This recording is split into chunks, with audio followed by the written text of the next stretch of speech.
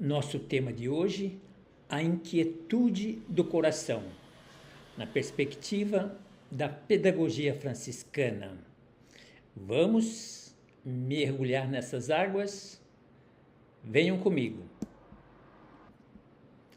A pedagogia franciscana proclama a agitação, inquietude do coração, como novo sistema operacional da alma, resgatando a sabedoria de 800 anos de Assis para curar a solidão e a fome existencial da era digital.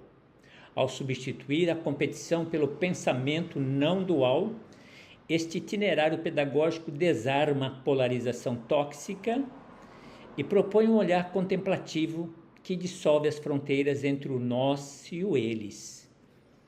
A comunidade em aprendizagem utiliza o desapego do ego como um antídoto definitivo ao narcisismo das redes sociais, convertendo a justiça social no transbordamento natural de uma vida conectada e livre da tirania da performance.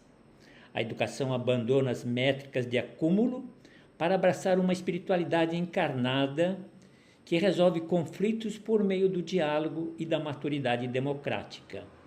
É um chamado contagiante para trocar o desespero silencioso pela audácia de uma vida com sentido e provar que a simplicidade voluntária é o melhor atalho e direto para a liberdade e a paz no século XXI. Vamos entender melhor essas provocações? Venham comigo. Cá estamos. Vamos mergulhar nessas águas. É muito irônico pensar, naquele que talvez seja o grande paradoxo da nossa era. Com certeza. A gente tem a maior infraestrutura de conexão digital da história, mas os dados, tipo aquele Signal Loneliness Index, mostram que somos uma das gerações mais solitárias que já pisou na Terra.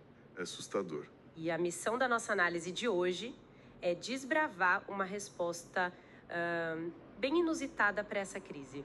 O projeto A Rebelião do Coração, do autor João Barros. Que está ganhando uma atração enorme agora no contexto do jubileu de 2026, né? Exato. Sobre aquele impulso do Papa Leão XIV. Eles propõem o que chamam de um novo sistema operacional para a alma. E o mais curioso desse sistema operacional é que ele não exige nenhuma atualização de software ou gadget novo. Estamos falando de um resgate de 800 anos atrás. Isso mesmo, a sabedoria vivida por São Francisco de Assis. O teólogo Richard Rohr atua nessa obra quase como um tradutor mental dessa mentalidade para nós do século XXI. A tal da via alternativa. Exatamente, que é basicamente abandonar aquela corrida constante por acúmulo e status em favor de uma contracultura estruturada na simplicidade voluntária. Mas olha só, falar sobre desapego do ego soa maravilhoso na teoria. Ah, na teoria é fácil. Né? Só que na prática, num mundo onde conseguir um emprego depende de quão bem a imagem profissional é vendida nessas plataformas corporativas, como adotar essa simplicidade sem sabotar a própria vida? É um ponto excelente. Porque a impressão que dá, além da proposta do João Barros, é que a tentativa de manter esse controle o tempo todo gera um cansaço absurdo. É aquela exaustão de precisar ter uma opinião moralmente impecável sobre qualquer evento global nos primeiros 5 minutos de Trending Topics. Eu fico esgotada só de pensar. E o resultado dessa exigência contínua de performance é justamente o que a obra define como burnout ativista.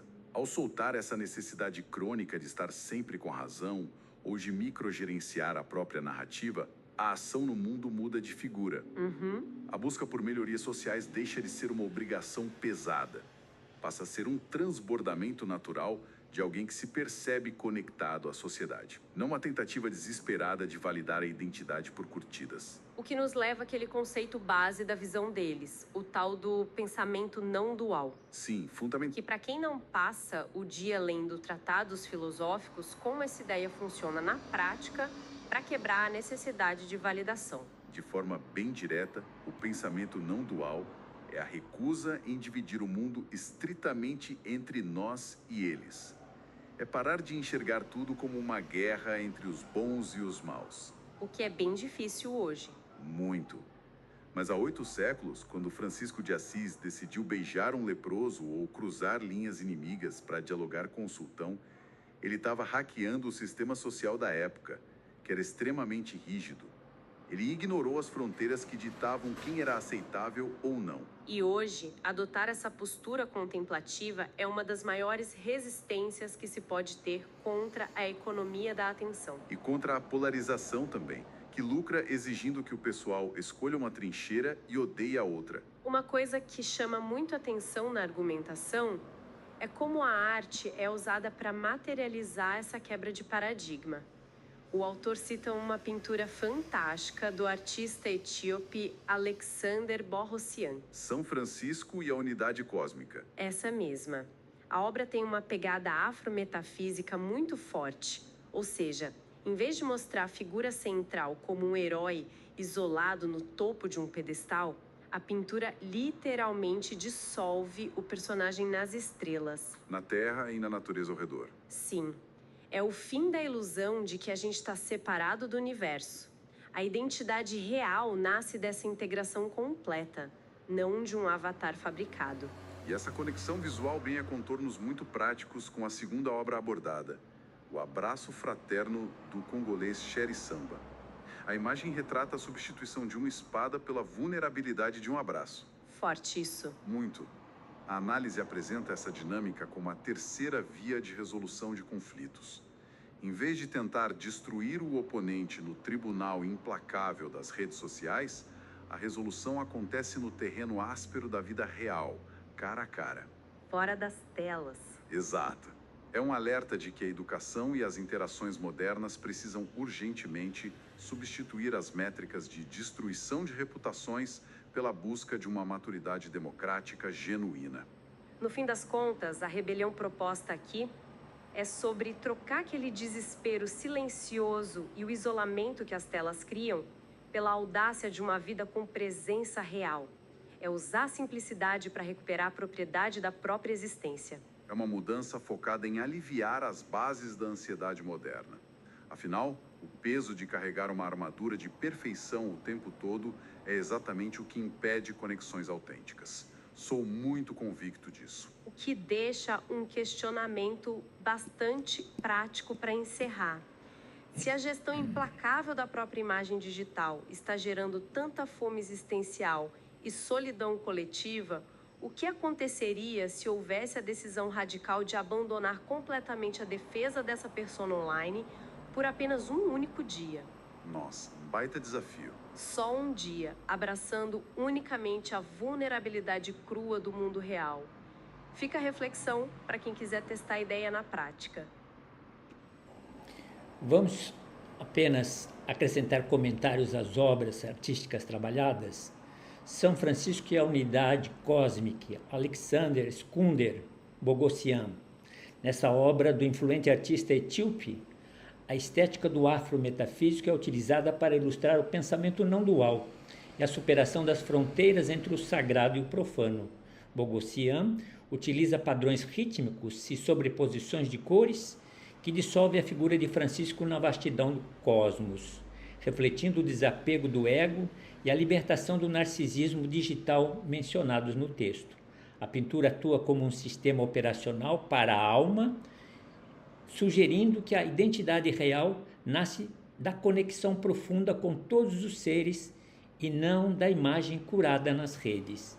É a representação visual da via alternativa, onde o silêncio contemplativo se torna um ato de rebelião contra a economia da atenção. A outra obra, O Abraço Fraterno, Encontro de Assis, Shere Samba, o artista congolês, conhecido por sua pintura figurativa e narrativa, retrata o ideal da fraternidade universal por meio de um encontro carregado de simbolismo entre Francisco e a alteridade radical do continente africano. A obra capta a terceira via da resolução de conflitos, substituindo a espada pela vulnerabilidade do abraço e desafiando a polarização tóxica do nós contra eles.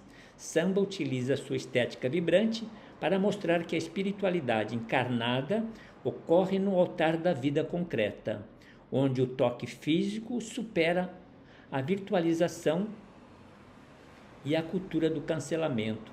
A pintura convida o espectador a abandonar a via do desespero silencioso em favor de uma contracultura da ternura, que é politicamente astuta e humanamente libertadora.